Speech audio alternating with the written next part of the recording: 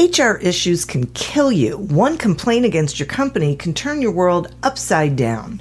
And you spend way too much time dealing with HR when you should be spending your time on making a profit. You should talk to Bambee. With Bambee, get access to your own dedicated US-based HR manager starting at just $99 per month. They get to know you and your business while providing HR expertise and the personal touch you need and want. They're available by phone, email, and real-time chat, so onboarding and terminations run smoothly. Team members reach peak performance, and your business stays compliant with changing HR regulations.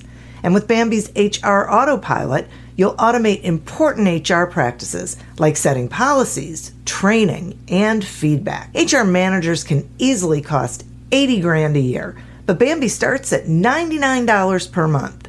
Schedule your free conversation today to see how much Bambee can take off your plate. Go to Bambee.com right now and type in Accelerate under podcast when you sign up. It'll really help the show. Spelled BAM, BEE.com. Bambee.com. Type in Accelerate.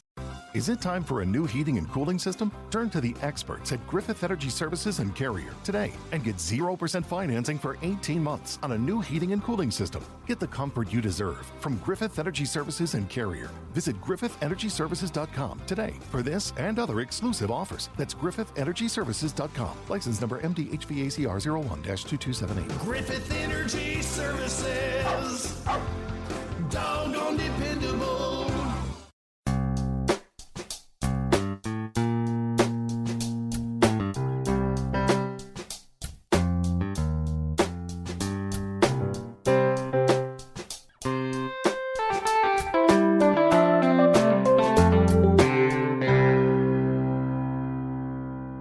Welcome to Accelerate Your Business Growth with your host, Diane Helbig.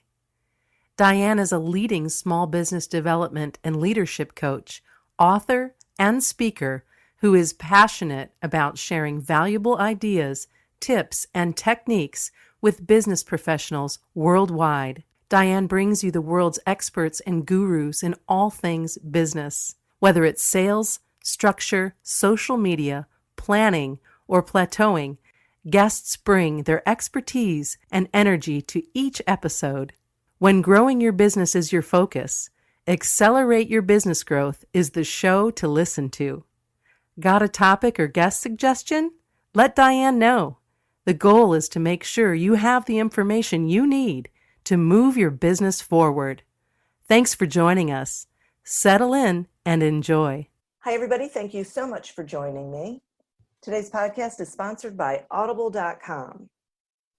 Now, I'm assuming that most, if not all of you know that Audible.com is a leading provider of spoken audio entertainment and information. And I think when you think about Audible.com, you think about audiobooks. And they for sure have a lot of audiobooks, but they also have a lot of other content that is worth exploring. So if you are not already subscribed to Audible.com, you can get a free trial at audibletrial.com/businessgrowth. Over the years, Accelerate Your Business Growth podcast has gained a lot of recognition as a great resource for small business owners, sales professionals, business leaders of all sorts. And that is because of the guests. These are folks who have expertise in particular areas of business. And they are gracious enough to join me to have a conversation where they share that expertise with all of you. That way you can get the information you need. When you need it, you can come back and listen to it again later if necessary, and you can do better things in your business. Today is no exception. My guest today is David Priemer. David is a recognized sales thought leader and has been published in the Harvard Business Review, MIT Sloan Management Review, as well as Forbes, Entrepreneur, and Inc. magazines.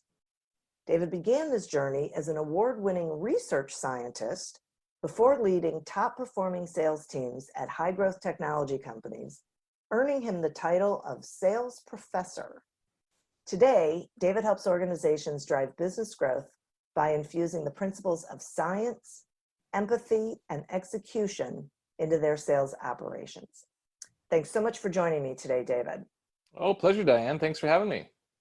I am thrilled to have you here. Sales is one of my favorite subjects. And I want to, we are having this conversation in the middle of the COVID-19 pandemic. So my first question for you is, what would you say people should be keeping in mind? Like, what are the most important things they should keep in mind when they're dealing with their clients during times of stress like this one? Yeah, it's a good question. So, I mean, there's a few things. Number one, the thing I want to kind of share is that dealing with customers during this time is actually very important, because they're going to remember more so than any other time, right, in their lives, like how you treated them. And we all, remember the folks that, helped us and picked us up when we had our own personal challenges, professional challenges, and how they behaved during those times. So I just want to stress and underscore how important it is to try to get it as right as you can, during these times, because they're going to remember. So that's kind of first and foremost. The second thing is just being able to acknowledge and empathize with what's going on right now. And, we're already, a number of weeks into the pandemic. And so, at the very beginning, I feel like people were just kind of acting as though everything was kind of normal, but feeling strange about it. And then, I don't know this is all new for everyone. So what am I supposed to do? Am I supposed to act differently? Well, okay, the show's got to go on. And then we started to pivot towards empathy and acknowledgement, which was good. But, when we're dealing with our customers now, it's not like the weather. It's like, how about this pandemic? Hey, all right, well, can I sell you something now? Right. So we don't want to do that, and I think that one of the best things, if I can talk about this as a best thing, is that we all have this kind of very shared experience going through this together. Right. Yeah. So being able to acknowledge what's going on and saying, hey, I'm sure you're going through some tough times. Here's what I've seen in your business or your industry. Here's what's going on with me in my business. I think that's always a great place to start before you start, pitching or talking to them about how you might be able to help.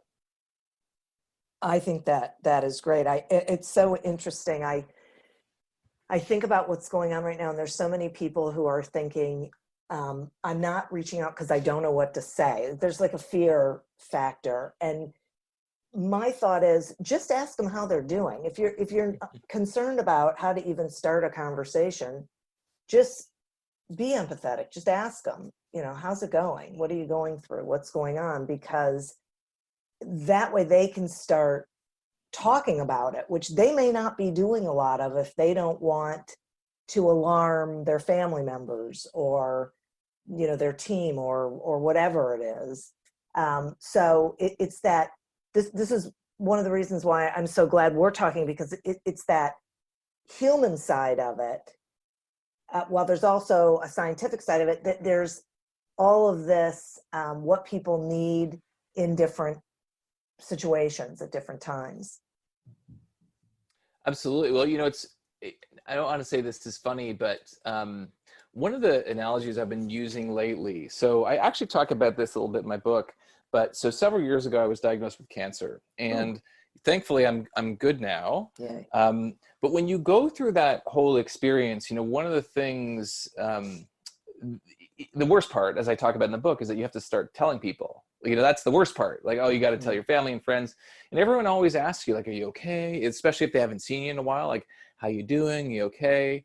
And, a lot of times, like, it's really more of like a mental battle. I mean, certainly there's physical challenges, but a lot of it is mental. And, the fact that people keep reaching out to you and saying, are you okay? Okay. It's kind of a reminder that, like, you're going through this kind of crap time. And so, the thing in retrospect now, I think about that experience, is that it was one of the best things that ever happened to me, honestly, because it made me more grateful. It made me more grounded, more mindful. And you're almost like better when you come out of it. And I was actually having this discussion with a CEO the other day where I said, it almost feels like that here, where we're going through a lot of bad things. And certainly, the bad things, thankfully for most of us, we're not experiencing, the kind of the physical bad things that are Yeah. going on now, but we're experiencing the job loss, the uncertainty, being quarantined and isolated, and that's all tough. And the CEO is saying, but I believe that after this is all done, we're going to come out and we're all going to be better for it. And I actually couldn't agree more. I think there's all sorts of coping skills that we're learning now, especially as it relates to, not to unnecessarily bring this back to sales, but especially as it relates to sales. There's a topic I referred to in my book of natural selection. And I think usually natural selection is like an evolutionary scientific term, but especially as it relates to how we deal with one another in a business context, a lot of the things that used to work, I'm just going to, in air quotes, used to work when it comes to sales and dealing with people, people are finding that they no longer work in the modern era when customers have infinite choice of products and everyone does the same thing, and we're busier and more distracted than ever before. But, when you think about well, how do you from a natural selection standpoint, like how do you connect with customers in this day and age where people are now we're in this shared sense of empathy, we're in this kind of, emotional turmoil.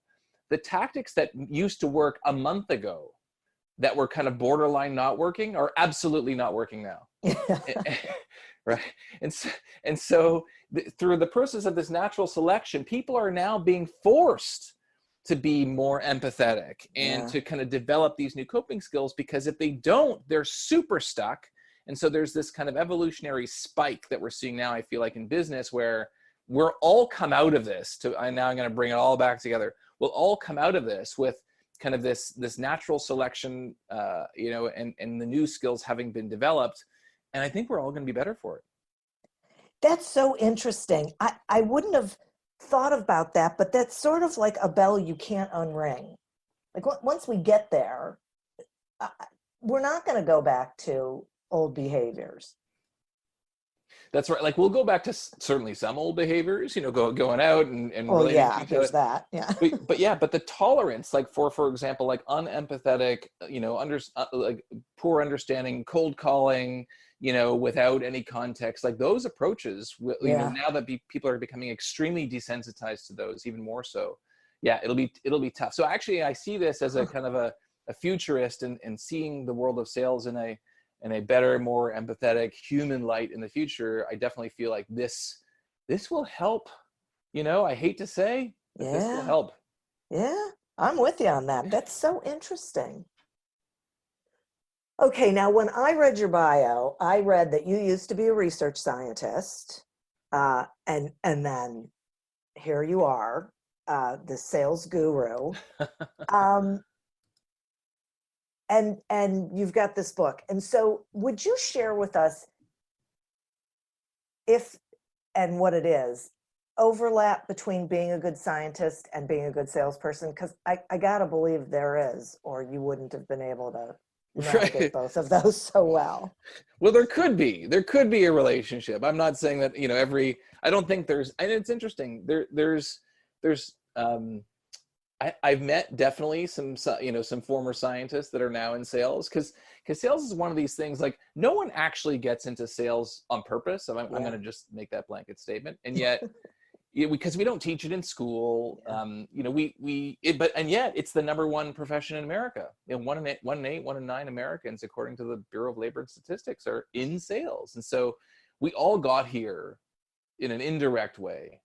And, I do believe, from a scientist perspective, scientists do make good salespeople. One of the reasons kind of why, I fell into this journey is because as a scientist, one of the things that you're forced to do, it's in your very nature, is to question.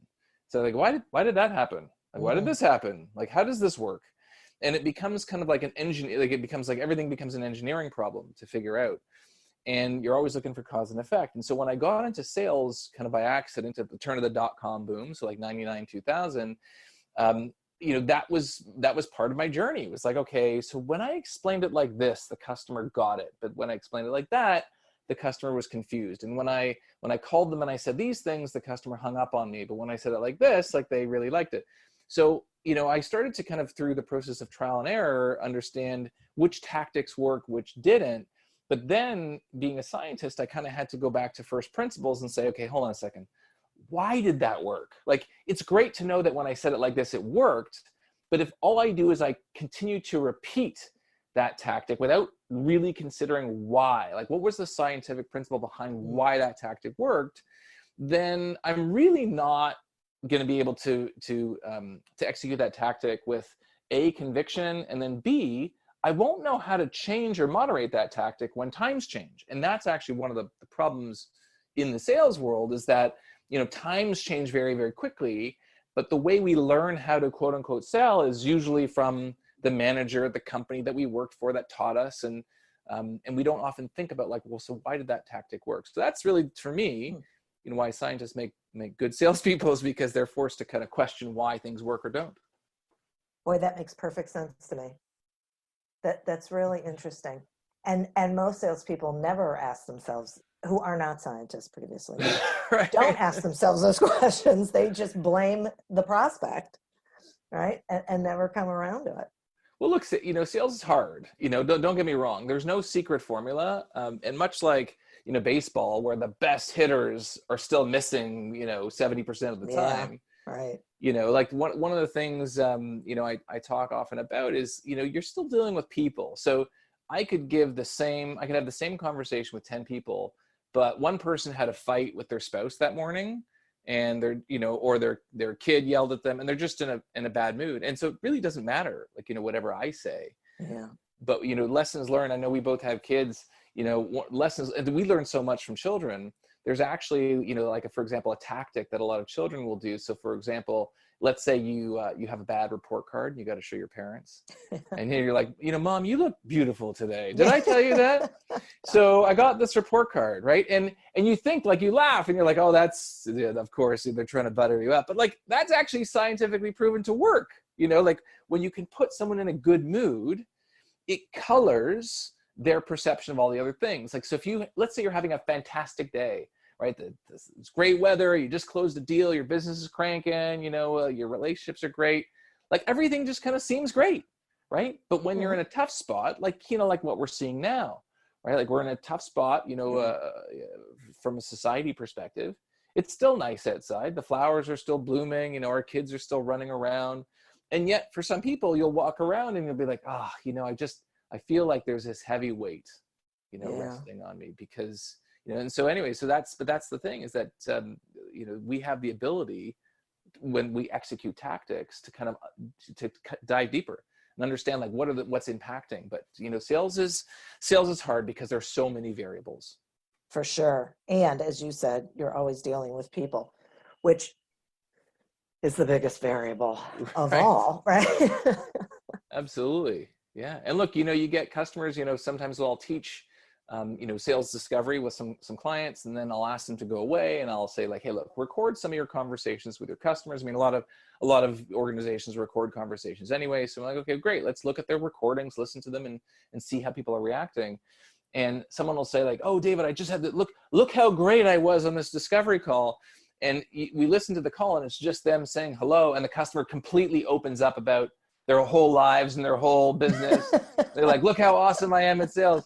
Like, you know what? You just got, like, some people are just like that. They like to open up. And so, you know, and then some people don't like to say anything. So it's, you know, that's the fun part, though. Way to go. Right? Yeah. Oh, yeah. So, and you say you had an epiphany about selling when you were VP of Salesforce and saw what the sales team, the tactics that they were using. And I would love to know what that epiphany was. Yeah. Well, look, so I love my time at Salesforce. You know, some of the best leaders, people, sellers. Like, if you love sales, then that's the company you want to work for, because it's like the Super Bowl of sales every month. But the epiphany I had was that as a VP of sales, so I was running small business sales for the Eastern US, and it's great. You're serving small business customers. You know, I got to Salesforce by accident because they acquired my company. I'm a startup guy. I've done like 4 startups and all small businesses that have grown. And so they acquired my company. So all of a sudden I go from being the customer to like being on the flip side. And being a VP at Salesforce is great. But one of the things is you become the target of lots of other people's sales teams, because a lot of other people want to sell you stuff. So, as you can imagine, so I have, these enthusiastic team of sales reps across multiple cities, and it's like the end of the month, end of quarter, and we're all hustling. And there's a bunch of plays that we're running. We do account reviews and like call down on the customers and call blitzes and just, a whole lot of gusto. And all that kind of stuff is great. And none of the tactics that we were using were unethical. They were not categorically ineffective. But then what would happen was I would go back to my desk and my phone would ring off the hook because people are trying to sell me stuff, right? Yeah. I would get LinkedIn invites and all these kinds of things. And I was like the impenetrable fortress. I never answered my phone unless it was an internal number that I could see. And, never responded to kind of these sleazy LinkedIn requests because I realized that like, I don't like talking to salespeople, right? And this is actually kind of that's part of the epiphany is that like, if you ask people, do you like talking to salespeople, even people in sales? Yeah. Most of them, unless there's a degree of professional curiosity, like I want to see what they do because I want to compare what I do. We don't like talking to salespeople. So the epiphany that I had was that A, I don't like talking to salespeople, even though I love sales. And B, a lot of these tactics that people were using on me just weren't working. And yet a lot of those similar tactics, hustle and do account reviews and all these kinds of things were the things that my team was doing. So that was the epiphany. That is so great. That is incredible. Mm-hmm. And so what did you do with it? Well, so actually I started doing a lot of writing because I was like, okay, hold on a second. So my teams are doing okay. They're hitting numbers and all this kind of stuff. And yet I'm going back to my desk and all these things aren't working on me. So I started kind of exploring some of these things. And that's actually when I started writing, several years ago when I was at Salesforce and started like talking about, okay, here's what my teams are doing and here's what's working, here's what's not, and here's why. And I started to actually try to train my teams using the principles that form the underpinning of my business now, where I train other customers, but tried to train my teams in these kind of, tactical, scientifically proven, empathetic, mindful concepts to kind of, make them slightly better adjusted. So that's kind of how it started. But, it's what's interesting when we talk about, I have this concept I call unconscious selling, which is kind of what I referred to before, which is, using tactics without knowing why they work is what I refer to as unconscious selling. And the problem is, there's a lot of actually very good unconscious sellers in the world. If you've ever met a wonderful hairstylist or a personal trainer, right, who just loves what they do and is very good at converting people and moving people, but they don't have any formal sales training. They're doing all these great things. They don't know why it's working, but they're working. And then you have unconsciously bad salespeople, and these are salespeople who are not bad people. I do believe that bad salespeople, of which there are many, are not bad people. They have families that love them, and they play sports and go to picnics and like normal, so they're not bad people. But what they're doing is they're just going out and they're following orders. Someone told them, make all these calls and say these things. Yes. Right? And they're unconsciously bad. And the problem with unconsciously bad people is that not only are they ineffective in their roles, but, and this is the worst part, they ruin it for the good ones, right? So now when you tell someone you're in sales, they think you're the enemy. Because right. Yeah. And so is this why salespeople have such a bad reputation? Yes. Well, there's a lot of reasons why. That's one, right? Because these people still exist. But number two, one of the things I think about is like we're going to do this experiment, Diane. Okay. So let's say if you closed your eyes and I said, I want you to just picture the worst salesperson you could ever picture. We'll see if this works with you. The worst salesperson, like, meaning like, what is their job? Like, what are they actually selling? Like, what do you picture in your head? You think about the worst, sleaziest, horrible salesperson. Who do you picture? Used car salesman. There you go. Without fail. Without a doubt. Without fail, it's always the used car salesman. And this is unrehearsed, just so everyone knows. Yeah.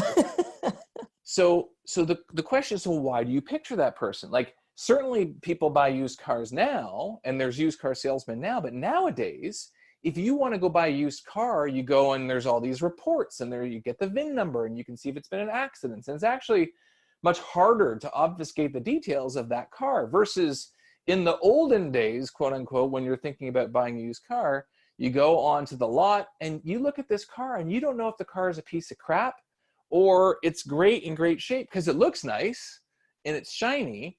And so what Dan Pink talks about in his book To Sell Is Human, he talks about this as the concept of information asymmetry, meaning in the old days, that salesperson knew a lot about what they were selling and you knew very little.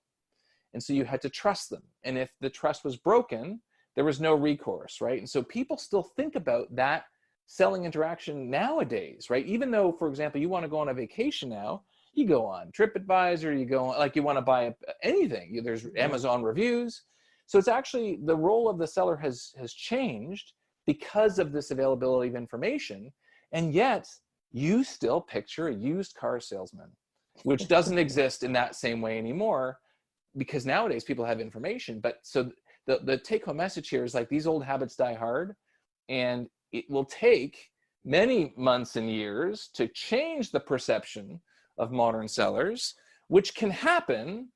But we got to clean up our act. We got to start acting with more scientifically proven empathetic principles, and then over time people will forget, right? But they still remember now. How much time? What's the date today?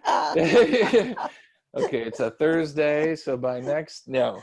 Look, it like anything else. Like, in fact, I mean, look, there's very few professions where you tell someone you do it. Like, you tell someone you're an emergency room doctor, and it's like, oh, amazing, that's incredible. Yeah. You tell someone you're in sales, and they're like, oh, it does not make you popular in family reunions. No, it does not. Right. So, but yeah, it'll take time. But it'll take time after we kind of all pull together in the same direction. Yes. Right. Exactly. And adopt these principles. Yeah. Okay. I'm going to take a quick sponsor break, and then we will continue the conversation. Sounds good. Accelerate Your Business Growth podcast is happy to be sponsored by audible.com. They have thousands of audiobook titles to choose from, but what you may not know is they also have podcasts, Audible originals, guided meditations, and more. It's like, if you can listen to it, audible.com's probably got it. I can tell you that right now the guided meditations are working pretty well for me. It makes it very easy for me to bring that vibration down. So you should explore it if you haven't already. And in order to do so, we are offering a free trial. You can go to audibletrial.com/businessgrowth, get that free trial, and explore the variety of audiobooks and programs and see what resonates with you. Today, we're speaking with David Priemer about using science and empathy to accelerate sales. Okay, so now I want to talk about, I guess, more tactical things. That you write about that there are tricks our minds play on us when it comes to how we buy. And I'm wondering if you would share a few examples of what those tricks are. For sure. Well, look, there's all sorts of cognitive biases that impact our decision making. As people, in order to survive, we need to, our minds need to desensitize us from certain things and help us, understand that we make decisions for a reason, even if those reasons aren't clear to us. So let's say, for example, people are often familiar with like post-purchase rationalization, where let's say you went to Costco. I'm a big Costco guy with the kids, and I go to Costco and you come home with something that you didn't need, it was there and you're like, oh, like it comes in a 24 pack or, look pretty cool. And you come home and you say to yourself, you know what, I'm glad I bought this. Cause I didn't realize, but I needed this thing. Right. And it's going to help me. And it was just in my size, and they only had 2 left, and it was on sale for 80% off. And it's basically the act of your brain, trying to, comfort your ego, basically saying, no, you didn't make you made the right decision here, Diane. Like, this makes total sense. Right. So for example, the example I give in the book is I say, let's say you wanted to go to Paris, right? For your summer vacation, you had to save up a whole bunch of money to go to Paris. And when you were budgeting for the trip, you knew that you could spend $800 on a plane ticket. And, at the time when you booked your travel, there was actually a $3,000 ticket in first class to Paris, but, that was way beyond your budget. And so you kind of put it aside and here you go. So now you're planning your trip to Paris and it's just a few days away. You get an email from the airline that says, Diane, great news. We actually have a few seats left in our first class cabin. And now that $3,000 ticket is no longer $3,000. It's, let's say, $1,200. So for $400 more, you can now go first class, right? Yeah. What do you do, Diane? You didn't budget this $400. Yeah. What do? I probably go first class. You go first class. Okay. So you don't have this $400. So No. where are you going to get this for? What are you going to do? Like, how are you going to get this $400? I don't know. You don't Take know. it from something else. Well, there you go. Ah. So for example, you might say, you know what, I had planned to go for all these fancy meals while I was in Paris, but I think I'll just go eat, fast food and spend the money on the plane ticket instead. Or you know what, I'm going to go on my trip to Paris. When I get back for the next few months, I'm going to just, cook at home and I'm not going to go out to eat when I get back to, to the States. Right. So what your brain is doing is it's telling you all of these like little stories, right? About like, here's how we're going to get through this. Right. And make this decision. And even, it even happens on a very micro level. So let's say, here's an example. If I were to ask you, okay, to write down everything that you ordered for lunch over the last month, okay? Now I'm going to take that list and I'm going to give that list to your doctor. And I'm going to say, doctor, like, how often would you say that Diane made the best lunchtime, maybe you're super healthy, I don't know, but made the best lunchtime decisions for her, best as defined as, best calorically, food groups, nutrition. How often did Diane order the best thing for her? How often would you say, Diane? I can tell you, actually, oddly enough, it was 10%. So you cut out for a bit there. How much was it? Maybe 10%. 10%. Okay, good. So it's not, I mean, look, and even for some really healthy people, they might say 60%, 70%, but 10%, right? Now, if I were to ask you, does that mean that 90% of the time when you ordered lunch every day or you made lunch every day, you were super angry with yourself and upset? You were walking around saying, oh my gosh, what am I doing? This is ridiculous. I ordered the completely wrong thing again. Is that what was happening? No, right? I'm sure that you were probably pretty happy, or at least, even keel with what you ordered, even though it wasn't the best thing for you, right? And so this is like this idea of this proof point of like, we don't actually make the best scientifically, audited decisions for us. We do things that align with our emotional state. You ate what you ate because you felt like eating it. You get home from a long day at work and you say, you know what I deserve? I deserve all of these things that are actually probably not good for you. Right. And yet you're not unhappy with them. So this idea of like, how do we actually make purchasing decisions is made based on feelings, later justified by logic and reason. But this is how our brain works to kind of keep us sane and moving forward. Wow, that's crazy. Okay. Okay. Is there, how do I want to ask you this question? So it just sounds to me like we just justify it later. If it wasn't, we convince ourselves that it was a good decision, even if intellectually speaking, we know it wasn't. Well, yeah, or even in the moment. So that's, called post-purchase rationalization. But there are all sorts of other cognitive biases like status quo bias, So for example, we tend to overestimate the value of whatever we have versus something that's new. So if you were to go to your closet and take a look at things in your closet and you ask yourself, is there something here that I should probably get rid of because I don't use or wear it anymore? The answer is probably yes, and yet you hang on to it, right, for no good reason. You wouldn't pay to buy that thing brand new today, but you have it, right? So there's post-purchase rationalization. There's that status quo bias. There is confirmation bias, which is, as a salesperson, oftentimes we go into calls with our customers thinking that, they're a great fit for us and they're going to buy something. They're for sure going to buy something. Why wouldn't they? Like they're a great fit for what we do. And so we go into the call, like if you've ever been, let's say, I'm going to use a sleazy car salesman analogy now, but like Right. you go into a car dealership and now you're like sitting in the car and the salesperson comes over and is like, oh, Diane, looks great on you. Like when should we wrap this up? Right? Like that's called confirmation bias, where they're kind of imposing their will on you and they think that, for sure Diane's going to buy something, right? Versus giving you the freedom to make your own choice. So these are all things that both on the buying and selling side impact the way we interact. Ah, okay. And so I would think that as salespeople, we need to be aware of those things, but we need to be careful with those things. Absolutely. It's one of those things we get very excited about what we do, and especially our commission checks and so on motivate us to behave in certain ways, fortunately or unfortunately. But when customers feel any undue pressure, oftentimes they recoil and resist. And even if, for example, you go to the mall and let's say you're in like a clothing store and you're kind of thumbing through some merchandise and a salesperson makes a beeline for you, walks over and says, excuse me, ma'am, is there anything I can help you find here? What do you say? No, just You looking. say, just looking, right?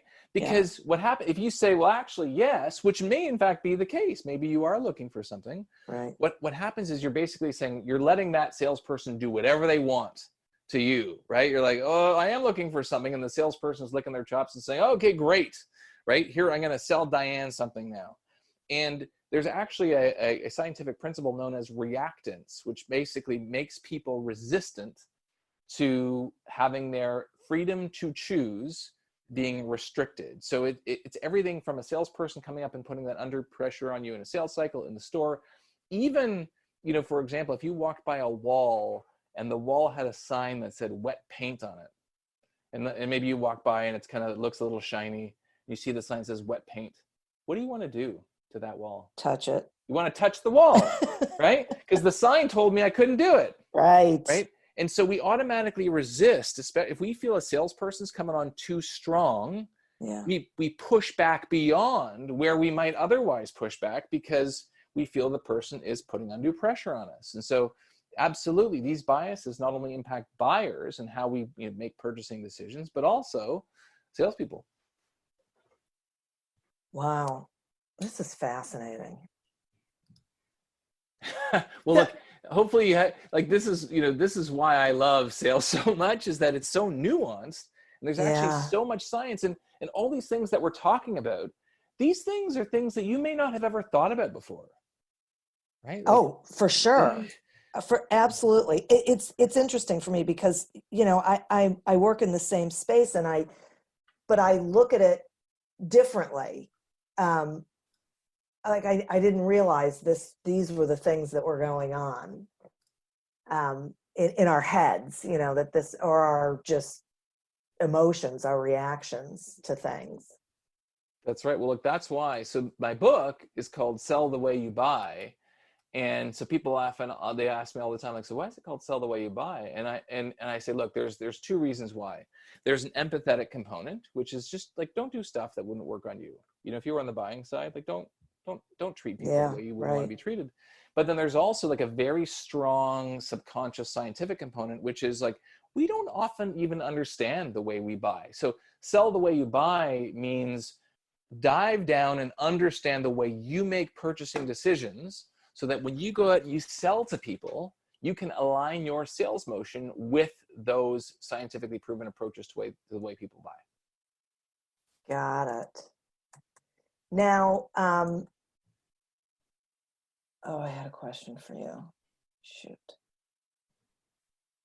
Okay, it'll come back to me. Yeah, take your time. I know what it was. And it falls into this, then, therefore, how should salespeople behave? And you say we should be selling problems, not solutions. And I'm really curious what you mean by that. Yeah. So you think about it, like as a buyer, like you're not walking around all of the time thinking about solutions that you could buy. Oh, I could buy this or I could buy that. Because especially in the kind of the modern era, you don't know what all of the possible solutions are out there.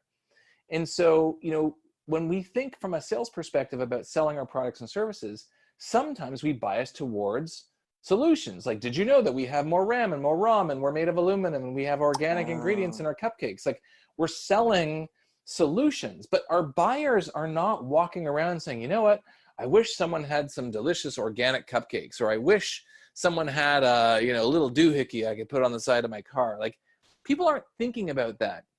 What they are thinking about, or what they may be subconsciously thinking about, are the problems and challenges they have. So for example, for me, as a small business owner, let's say, and I'm sure a lot of your listeners as well, I'm willing to bet that a lot of your small business owners or listeners are probably doing things in their business that they wish they could outsource to someone else. You know, they're like, look, trying to run my small business, I don't know why I'm billing my clients. Like, to be honest, it's a pain in the, I got to do the bookkeeping, I got to do the taxes. Like, I'm doing all these administrative things, which is not what my business is built around.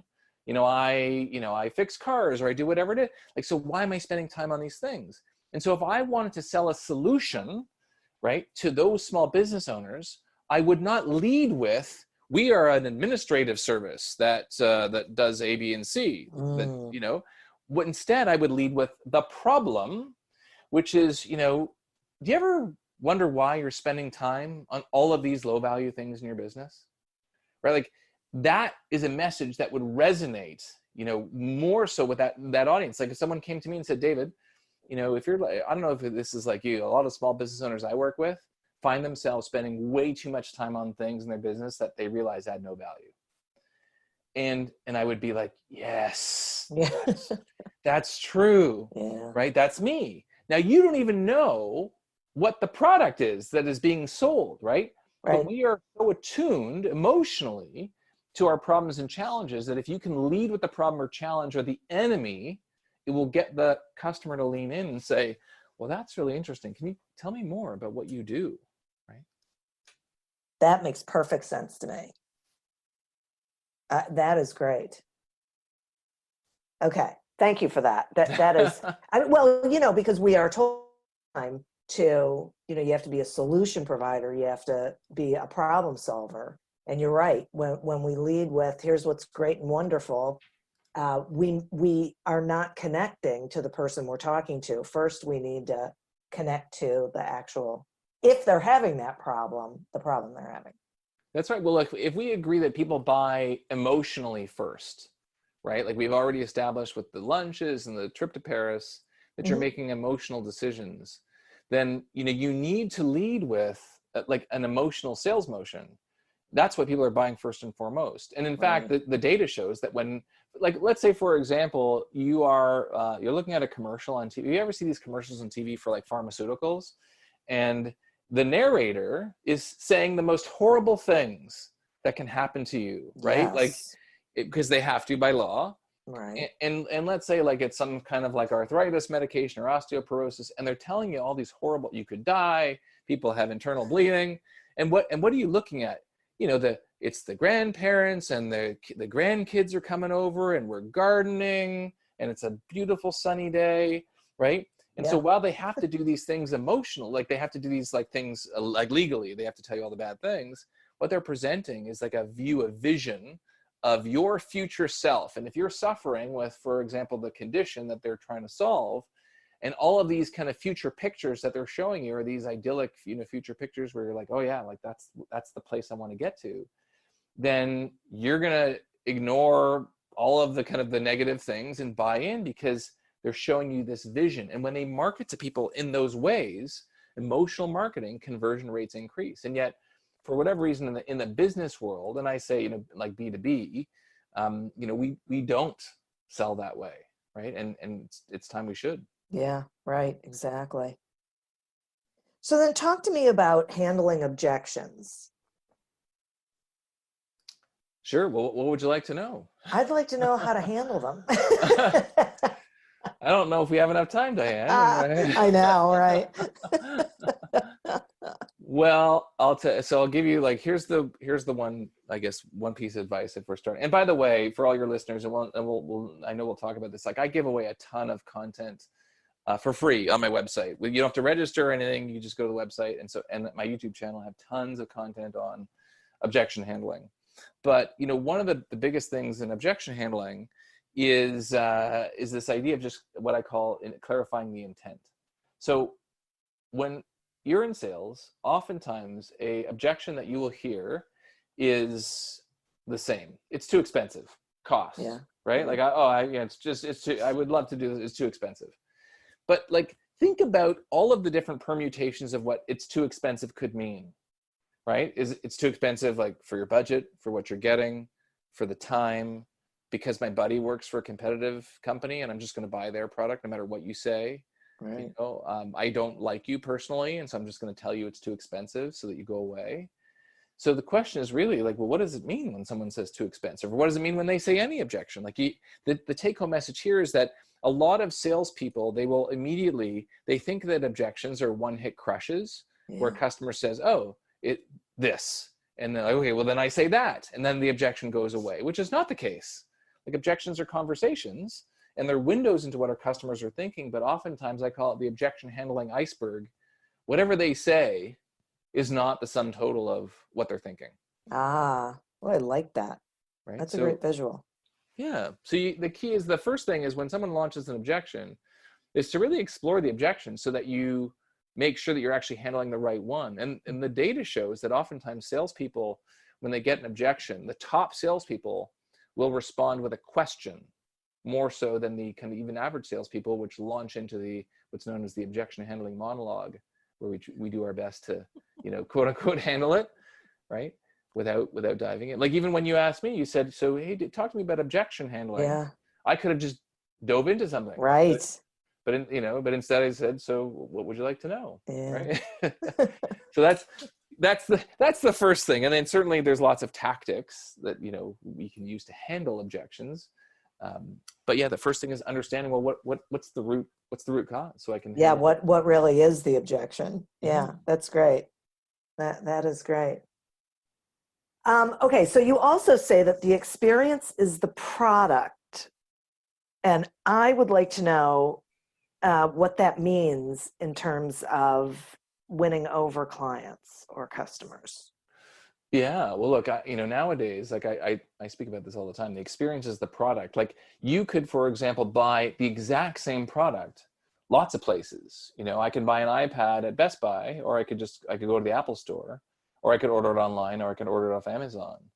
And and it's the same product, but I'll have different experiences, depending on where I go. Or let's say, for example, I already have that product. Let's say I bought the iPad, and now I had a great experience at the Apple Store, but now I need support. Something's wrong with it, right? If I call up that 1-800 number for support, what is that experience going to be like? Is it frictionless? Is it easy? Is it, do I get to speak to a person right away? Or do I have to go through like a whole IVR system to finally not solve my problem?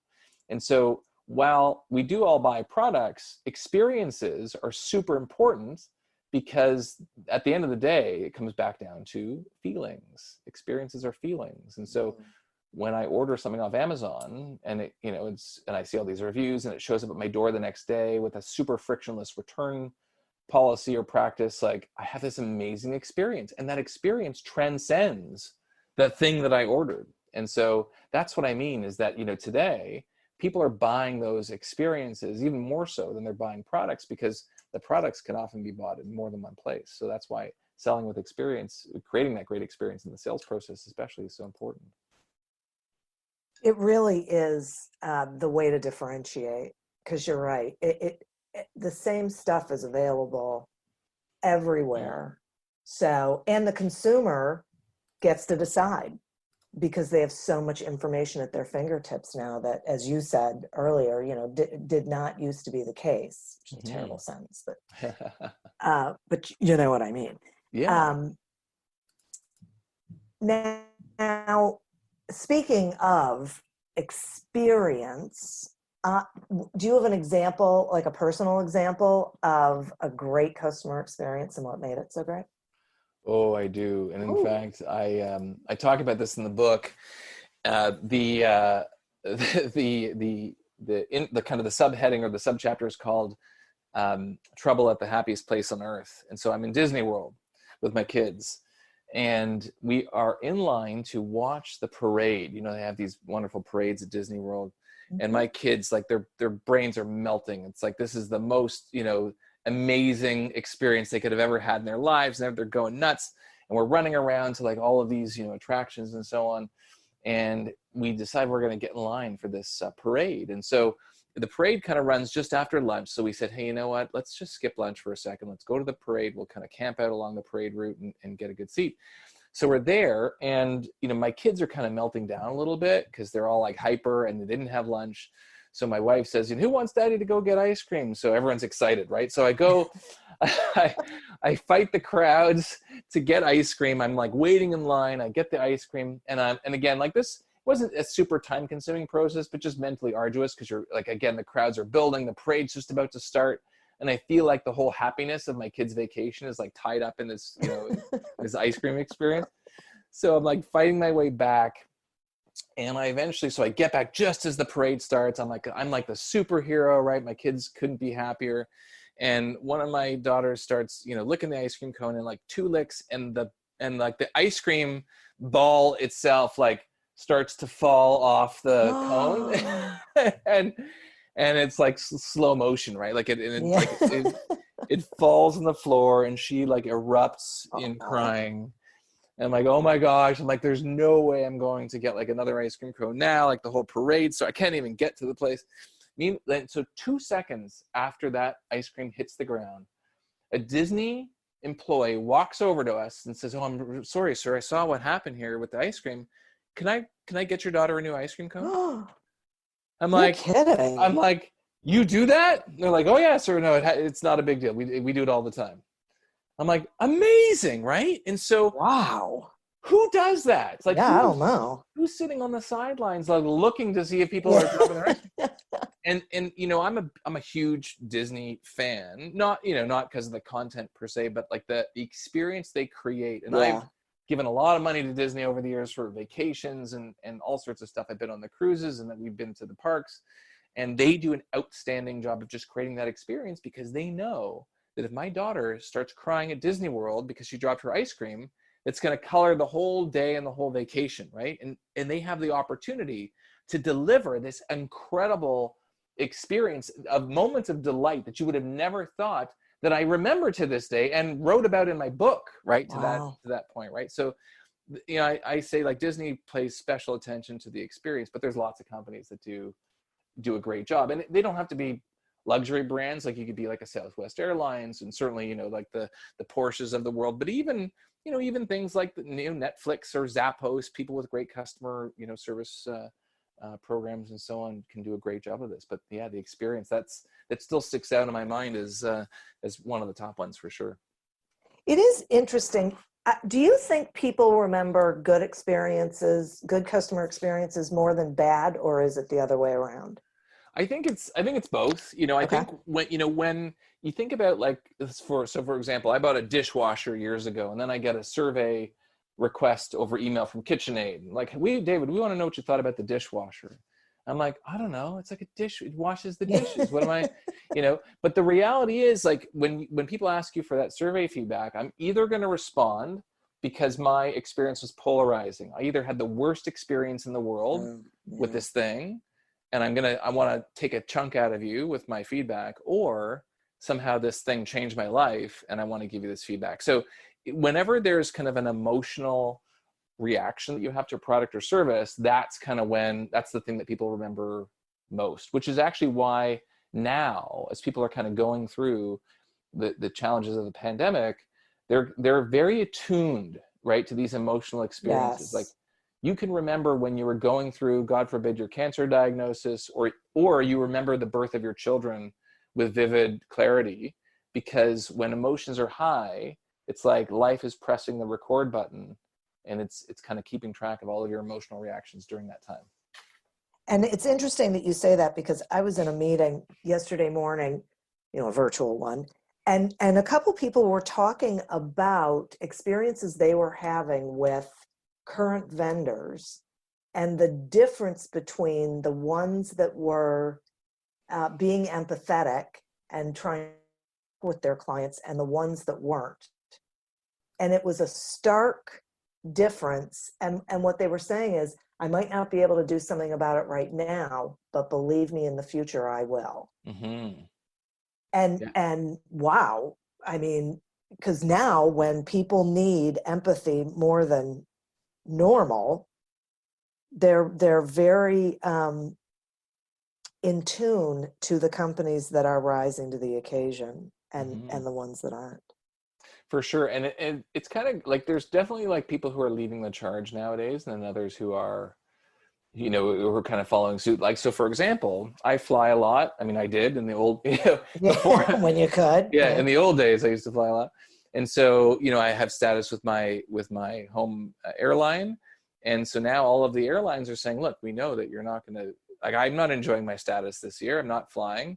And they know that no one's flying. And so what they've done is they've extended your status. They're saying, we'll take your status and you don't even have to earn it again this year. We'll extend it to 2021. You can enjoy it throughout the entire year. And so a lot of airlines are now doing that. When you get to be the first one, you get that moment of delight where it's like, oh my gosh, no one's doing that. This is amazing. And now everyone's following suit. So as long as you're kind of in that first wave, I think you'll get like the reaction that you're hoping for. And so, I think that the organizations now that kind of step up and help us in their time of need, which, by the way, I think a lot of them are, like, honestly. I do too. Yeah. I do too. Yeah. I totally agree with that. Yeah. Well, we're all in this together. For sure. Well, like, that's why I think this is a rare moment in modern history where we're all, like, all over the world experiencing this together. And I'm actually curious to see, not that I haven't talked about this with anyone, but I'm curious to kind of hear in the future all of the interesting statistics that will come out of things that happened during this time. For example, did crime decrease? Did war decrease? Like, what changed during this time? Yeah. As we were all focused on doing these other things. Like, I think that stuff will be super interesting. One thing I heard was that I heard a doctor saying that regular trauma that they would normally get in the ER is down because people aren't driving. Yeah. That they're not putting themselves in situations where these sorts of things could happen. So yeah, I agree with you. That makes sense. Yeah. Crazy times. Yeah. Oh my gosh, David, thank you so much for this. This was just fascinating. Will you let the listeners know where they can get the book and how they can get a hold of you? Yeah. So the book itself is called Sell the Way You Buy. There's a subtitle, but the book is called Sell the Way You Buy, and it's wherever you buy books. If it's Amazon, Barnes & Noble, Indigo, it should actually be in the stores as well, but online is probably the easiest. And then the website is, so you could just look that up anywhere. And then the website is called cerebralselling.com. And I have information about the book, links to my YouTube channel, which is also Cerebral Selling. But the website will have everything you need, tons of content on everything related to everything we spoke about today in modern selling. But the book, super grateful about the book as well. The book's already been a bestseller. It's sold thousands of copies. So highly encourage everyone to pick it up, and let me know what you think once you do. Absolutely. Yeah. It's so great. Thank you. And congratulations on all of that success. And listeners, thank you. I think this was a great episode for you to listen to probably more than once. And go get the book, because then you'll really be able to have the information in front of you at all times. And I would like to thank our sponsor, audible.com. Go get yourself a free trial by going to audibletrial.com/businessgrowth and check out the audiobooks, but check out the other stuff as well. The Audible originals and news and podcasts and whatnot, and enjoy the content. As always, continue to prosper and be curious. And until we meet again on another episode of Accelerate Your Business Growth, goodbye and good day. Hey guys, this is Gabby Douglas. If you have an active lifestyle like me, hydration is key. That's why I love the Hydration Watermelon Smoothie from Smoothie King. Blended with whole fruits, coconut water, and more electrolytes than some of the leading sports drinks. Hydration Watermelon is the cleaner way to hydrate, with no artificial colors, flavors, or preservatives. So you can recover and perform at your peak ability during the summer heat. Order online or through the app for pickup or delivery. Smoothie King, rule the day. Me, but also you. The Pharaoh fast forwards his favorite foreign film, Powder Donut. Okay, what's my line? The only line I see here on the script is get options based on your budget with the Name Your Price tool from Progressive. Oh man, that's a tongue twister, huh? I'm sorry, I'm gonna need a few more minutes. Bulbous Walrus, the Bulbous Walrus. The Name Your Price tool, only from Progressive. The owl ran afoul of the comatose coxswain. Progressive Casualty Insurance Company and affiliates. Price and coverage match limited by state law. The average person experiences up to 10,000 marketing efforts each day. Those ideas are culled from millions of possibilities. The CMO Confidential podcast takes you behind the scenes to learn about the decisions, drama, politics, and glory that go with one of the most scrutinized jobs in the executive suite, the Chief Marketing Officer. Guests from all over the business world join Mike Linton, a 5-time CMO, to share stories about what it's really like in the marketing universe.